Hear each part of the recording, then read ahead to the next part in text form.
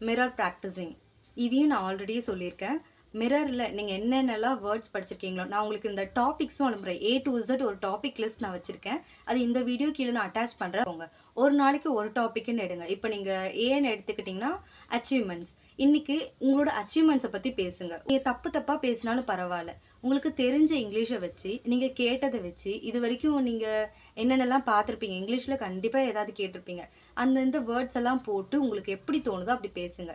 நீங்க பேச பேச பேச 10th டே ஒரு டிஃபரன்ஸ் தெரியும். அதே 20th அதை விட பெட்டரா இருக்கும். 30th கண்டிப்பா டெஃபினட்டா உங்களுக்கு இங்கிலீஷ் வருதோ இல்லையோ, நீங்க பேசுவீங்கன்ற கான்ஃபிடென்ட் கண்டிப்பா வந்திருக்கும்.